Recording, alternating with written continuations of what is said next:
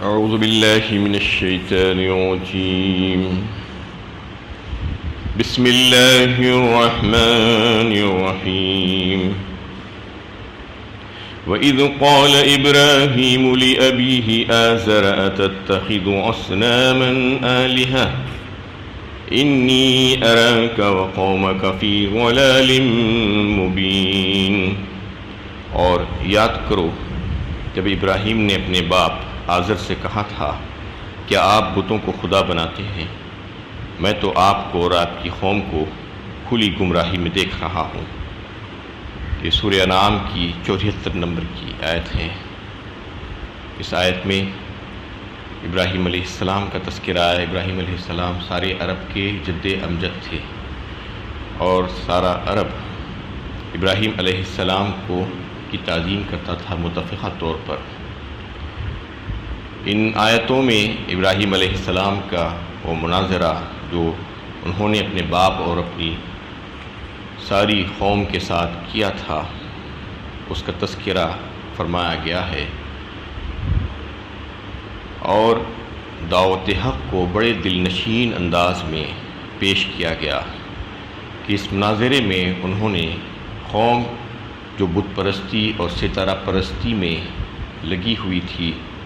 اس کے خلاف توحید کو پیش کیا، اور اس میں توحید کے بہترین دلائل پیش کیے گئے. ابراہیم علیہ السلام کا زمانہ تقریباً 2000 سال قبل مسیح کا زمانہ تھا، اور ان کی رہائش اور بود باش عراق کے شہر میں تھی جو فرات کے کنارے واقع تھا. اور آزر ابراہیم علیہ السلام کے والد کا نام تھا جو بت پرست تھا. ابراہیم علیہ السلام کی قوم بت پرست تھی، اور جب آپ نے بت پرستی اور شرک کے خلاف آواز اٹھانا چاہی تو اس کا آغاز اپنے گھر ہی سے کیا. اس سے یہ بات معلوم ہوتی ہے کہ انسان کو تبلیغ اور دعوت کا کام اپنے گھر اور اپنے کنبے اور خاندان اور قبیلے کے اندر سے شروع کرنا چاہیے سب سے پہلے، جیسا کہ نبی صلی اللہ علیہ وسلم کو بھی یہی حکم دیا گیا تھا. سورہ شعراء 19ویں پارے میں اس کا تذکرہ کیا، وَأَنذِرْ عَشِيرَتَكَ الْأَقْرَبِينَ کہہ کر ڈرائیے آپ ان لوگوں کو جو آپ کے قریبی ہیں، کنبے قبیلے والے ہیں. تو آپ صلی اللہ علیہ وسلم نے سارے خاندان کے لوگوں کو جمع کیا، کوہ صفا پر چڑھ کر آپ نے ان کو ڈرایا اللہ کے عذاب سے کہ اگر تم اللہ تعالیٰ کی وحدانیت کو تسلیم نہیں کرو گے تو اللہ کا عذاب تمہارے اوپر آ جائے گا. تو اس میں یہ بات واضح ہوتی ہے کہ اگر خاندان کا کوئی بزرگ ہدایت سے ہٹا ہوا ہے تو چاہیے کہ اس کو ہدایت کا راستہ دکھلائے. یہ احترام کے خلاف نہیں ہے، بلکہ یہ تو اس کے ساتھ ہمدردی اور خیر خواہی ہے. عزت اور ادب اور احترام کے ساتھ ان کو بتانا چاہیے کہ آپ جس راستے پر چل رہے ہیں وہ راستہ صحیح اور درست نہیں ہے، بلکہ صحیح اور درست راستہ اللہ اور اس کے رسول کا جو بتایا ہوا راستہ ہے وہ تو یہ ہے. اس طریقے سے ان کی رہنمائی کرنا چاہیے. قد كانت لكم اسوة حسنة في ابراہیم والذین معه اذ قالوا لقومهم انا براء منكم ومما تعبدون من دون اللہ. سورہ ممتحنہ 28ویں پارے میں اللہ تعالیٰ نے ابراہیم علیہ السلام اور ان کے ساتھیوں کو ایک نمونے کے طور پر پیش کیا امت محمدیہ کے لیے، اور کہا گیا کہ تمہارے لیے ایک بہترین نمونہ ہے حضرت ابراہیم علیہ السلام اور ان کی قوم میں. اذ قالوا لقومهم انا براء منكم ومما تعبدون من دون اللہ، جبکہ ان لوگوں نے اپنی قوم سے جو ان کے نسبی رشتہ دار بھی تھے اور دیگر قریبی لوگ بھی تھے ان سے صاف صاف یہ کہہ دیا کہ ہم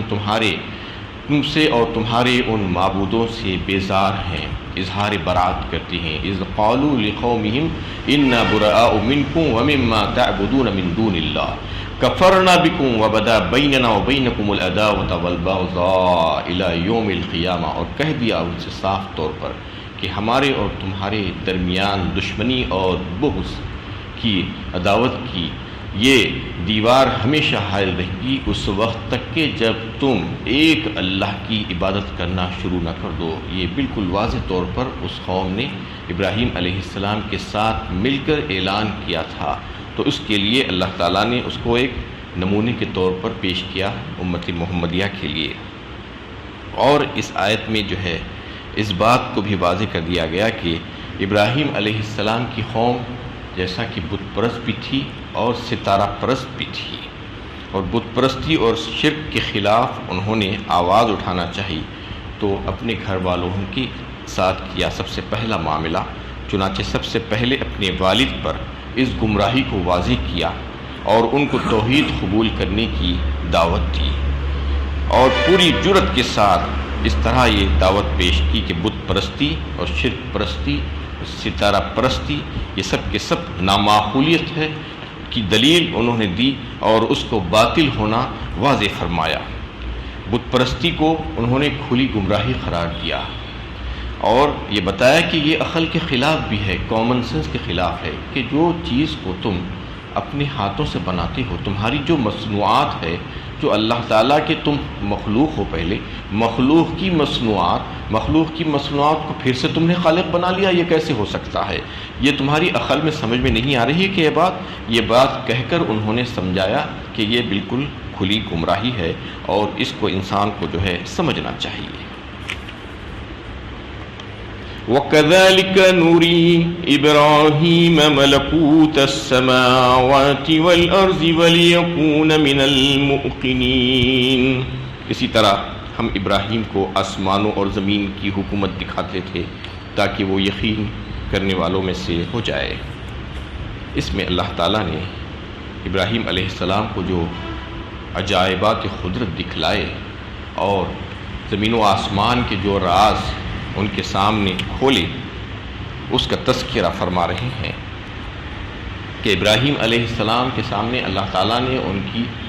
ایمانی قوت کو اور مزید بڑھانے کے لیے اور ان کے دل میں یقین پیدا کرنے کے لیے بہت سارے عجائبات قدرت کو ان کے سامنے کھول دیا تھا، جیسا کہ اللہ کے نبی صلی اللہ علیہ وسلم کو معراج کے موقع پر اللہ تعالیٰ نے زمین و آسمان کی سیر کرائی اور بہت سے ایسے راز دکھلائے، بڑے بڑے جو ہے اللہ تعالیٰ کی قدرت کی نشانیوں کا مشاہدہ کرایا گیا۔ انبیاء کرام کے ساتھ اللہ تعالیٰ ایسا ہی معاملہ فرماتے تھے، کیونکہ کانوں سنا اور آنکھوں دیکھا دونوں میں فرق ہے۔ آنکھوں دیکھا بہت زیادہ مضبوط ہوتا ہے، بڑے یقین کے ساتھ کوئی کہہ سکتا ہے کہ میں نے اپنی آنکھوں سے یہ دیکھا ہے۔ سننے کے مقابلے میں دیکھنے کی بہت بڑی اہمیت ہے۔ ابراہیم علیہ السلام ایک بت پرست خاندان میں پیدا ہوئے تھے، لیکن اللہ تعالیٰ کی بخشی ہوئی عقل سے کام لینے کے نتیجے میں جس طرح ان پر بت پرستی کی گمراہی واضح ہو گئی تھی، اسی طرح آسمان و زمین کے نظام پر غور کرنے سے انہیں اللہ کی وحدانیت پر بھی پورا یقین آ گیا تھا، کیونکہ یہ نظام کائنات شہادت دیتا ہے کہ یہاں صرف ایک ہی ہستی ہے جس کی فرمان روائی چل رہی ہے، جس طاقت چل رہی ہے، جو سارے کاموں کے پیچھے، جس نے تمام چیزوں کو اپنے قانون میں جکڑ کر رکھ دیا ہے۔ ابراہیم نے خدا اور مذہب کے معاملے میں اپنے آباء و اجداد کی اندھی تقلید نہیں کی، بلکہ ان کو خود سکھایا کہ تم جس راستے پر چل رہے ہو وہ راستہ صحیح اور درست نہیں ہے، بلکہ سوجھ بوجھ سے کام لیا اور نظام کائنات کے مشاہدے سے صحیح نتیجے تک پہنچنے کی کوشش کی۔ اللہ تعالیٰ نے ان کو یہ بصیرت سے نوازا تھا۔ وَلَقَدْ آتِينَا إِبْرَاهِيمَ رُشْدَهُ مِن قَبْلُ، فرمایا سورہ انبیاء میں اللہ تعالیٰ نے ابراہیم علیہ السلام کو ہم نے پہلے ہی سے سوجھ بوجھ عطا فرمائی تھی۔ نبی فطرت سلیمہ پر قائم ہوتے ہیں، اس لیے ابراہیم علیہ السلام بھی اسی پر قائم تھے۔ وہ اللہ ہی کو اپنا رب مانتے، اس کے بارے میں کسی شک و شبہ کہ ان کا جو ہے مبتلا نہیں ہوئے تھے، ایسا سوال ہی نہیں پیدا ہوا تھا، لیکن ملکوت الہی کے مشاہدے نے ان کی تصور توحید کو اور زیادہ مزید تقویت بخشی اور آگے بڑھا دیا تھا، اور یہ کیفیت ان کے اندر پیدا ہو گئی تھی۔ قرآن اسی مشاہدے کی دعوت دیتا ہے بار بار سارے انسانوں کو کہ تم کائنات میں پھیلے ہوئے جو اللہ تعالیٰ کی بے شمار قدرت کی جو نشانیاں ہیں اس پر غور و فکر کرو تو تم کو اللہ تعالیٰ کی معرفت حاصل ہو جائے گی، اللہ تعالیٰ کی توحید تم کو سمجھ میں آ جائے گی کہ یہ ساری چیزوں کا پیدا کرنے والا کون ہے، کون سی ذات ہے تمام چیزوں کو پیدا کری ہے، اور پھر اس کو کون چلا رہا ہے، اگر تم اس میں غور و فکر کرو گے چلتے پھرتے صبح و شام، تو تم کو یہ باتیں تمہاری سمجھ میں آ سکتی ہے، کیونکہ موجودہ زمانے کے سائنسداں اور ماہر فلکیات نے اس پہلو سے کائنات کا مشاہدہ نہیں کیا، اس لیے وہ اللہ تعالیٰ کو نہیں پہچان پائے۔ بہت سے سائنسداں سائنٹسٹ آج ایسے ہیں جو بڑے بڑے کام کر رہے ہیں، بڑے بڑے کارنامے انجام دیتے ہیں، دانشور کہلاتے ہیں، لیکن انتہائی بیوقوف ہیں۔ وہ اللہ تعالیٰ کو نہیں مانتے اور یہ کہتے ہیں کہ کوئی اللہ، کوئی ایسی طاقت اس کائنات میں کار فرما نہیں ہے، بلکہ یہ سائنس ہے جس کی وجہ سے یہ سب نظام چل رہا ہے۔ ان کی عقل بس وہیں تک چل رہی ہے، وہ آنکھیں کھول کر اس چیز کو دیکھنا نہیں چاہتے۔ اس میں جو ہے اللہ تعالیٰ یہاں سے وہ واقعات کو بیان کر رہے ہیں توحید کی دلائل کے طور پر، کہ ابراہیم علیہ السلام کو اللہ تعالیٰ نے جو عقل سے نوازا تھا اور جو عجائبات دکھلائے تھے، اس کی وجہ سے ان کے پاس جو سوجھ بوجھ اور شعور جو پیدا ہوا تھا، تو قوم سے انہوں نے مناظرہ کیا، اور سب سے پہلے جو ہے انہوں نے ستارہ اور چاند اور سورج یہ تینوں کو لے کر قوم کے سامنے پیش کیا، کیونکہ وہ لوگ ستارہ پرستی میں لگے ہوئے تھے۔ ابراہیم علیہ السلام کی قوم جو ستارہ پرست قوم تھی، تو زہرا جو ستارہ تھا اس کو وہ حسن و محبت کی دیوی سمجھتے تھے، اسی طریقے سے چاند کو وہ خوشحالی کا دیوتا سمجھتے تھے، اور جو سورج تھا اس کو ان کے نزدیک سب سے بڑا دیوتا تھا۔ تو ان تینوں کو لے کر مثال کے طور پر انہوں نے انہی کی قوم کے سامنے پیش کیا مناظرے کے طور پر، کہ ایک رات جو ہے جب سیاہ رات ہو گئی اور آسمان پر ایک ستارہ چمکنے لگا، تو اس کو بتا کر انہوں نے قوم سے سوالیہ انداز میں پوچھا، کیا تمہارا عقیدہ اور تمہارا خیال یہ ہے کہ یہ تمہارا اور میرا رب ہے؟ تو دیکھو ابھی کچھ ہی دیر میں تمہیں معلوم ہو جائے گا اور پتہ چل جائے گا کہ واقعی میں یہ تمہارا رب ہے یا نہیں ہے۔ اس میں سوالیہ انداز میں انہوں نے پوچھا اور یہ کہا کہ فلما جن علیہ اللیل رأى کوكبا قال هذا ربی فلما افل قال لا احب الآفلین۔ رات چھا گئی تو اس نے ایک ستارہ دیکھا، کہا یہ میرا رب ہے۔ پھر جب وہ ڈوب گیا تو کہا ڈوب جانے والوں کو میں پسند نہیں کرتا۔ کچھ ہی دیر کے بعد وہ ستارہ ڈوبا تو کہا کہ میں ڈوبنے والوں کو پسند نہیں کرتا، مجھے یہ پسند نہیں ہے۔ فلما رأى القمر بازغا قال هذا ربی فلما افل قال لئن لم يهدني ربي لأكونن من القوم الضالين۔ پھر جب چاند کو چمکتے دیکھا تو کہا یہ میرا رب ہے، لیکن جب وہ بھی ڈوب گیا تو کہا کہ اگر میرے رب نے میری رہنمائی نہ فرمائی تو میں گمراہ لوگوں میں سے ہو جاؤں گا۔ اس کے بعد چاند کی طرف اشارہ کیا اور چاند کی طرف اشارہ کر کے کہا کہ کیا تمہارے خیال میں یہ میرا رب ہے؟ اس کے بعد کہا کہ کچھ ہی دیر میں تم کو اس کا بھی پتہ چل جائے گا، اس کی حقیقت تمہارے سامنے واضح ہو جائے گی۔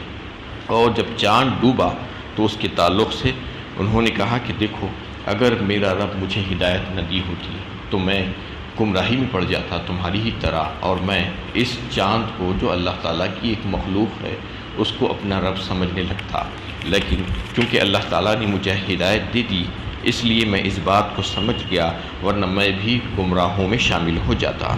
فلما رأى الشمس بازغة قال هذا ربي هذا أكبر فلما أفلت قال يا قوم إني بريء مما تشركون۔ پھر جب سورج کو چمکتے دیکھا تو کہا یہ میرا رب ہے، یہ سب سے بڑا ہے، مگر جب وہ بھی ڈوب گیا تو کہنے لگے کہ اے میری قوم کے لوگوں میں ان سب سے بری ہوں جن کو تم شریک ٹھہراتے ہو۔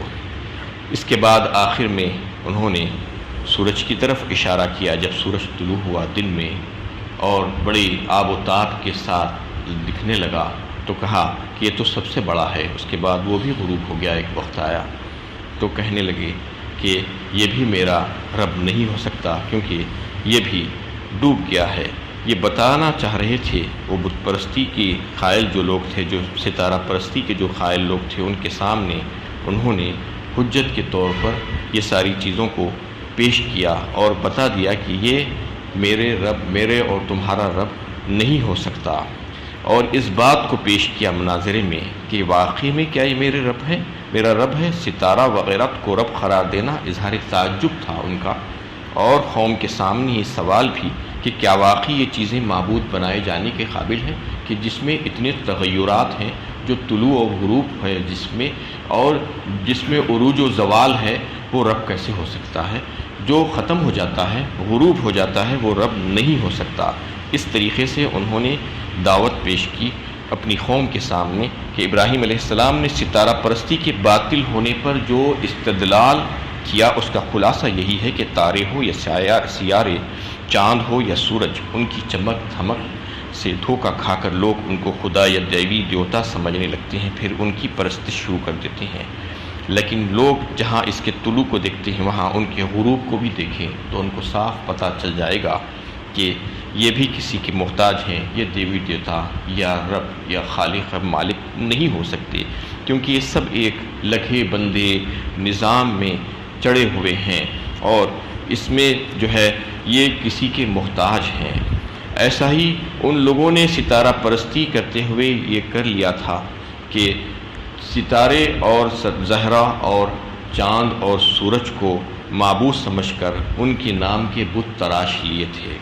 اور ان کے زعم کے مطابق ان کی نمائندگی کرتے تھے، وہ کہتے تھے، اور اس تصور کے تحت ان بتوں کے آگے وہ مراسم عبودیت پیش کرنا چاہتے تھے کہ ان دیوتاؤں کو خوش کرنے کے لیے اور ان کے ضرر سے بچنے کے لیے ان کی پوجا پاٹ کرتے اور ان کے ساتھ وہ تعلق جوڑتے جو خدا کے ساتھ تعلق کو جوڑا جانا چاہیے، اور ان کے آگے عقیدت سے نذرانے پیش کرتے۔ یہی آج ہمارے برادران وطن بھی کرتے ہوئے نظر آتے ہیں کہ مختلف قسم کے دیوی دیوتاؤں کے نام انہوں نے لے کر ان کے بت بنا کر رکھ لیے ہیں، ان کی مورتیاں بنا کر رکھ لیے ہیں، اور ان کے سامنے عقیدت سے کھڑے ہو کر ان کے سامنے نذرانے پیش کرتے ہیں اور نذر و نیاز مانگتے ہیں ان سے۔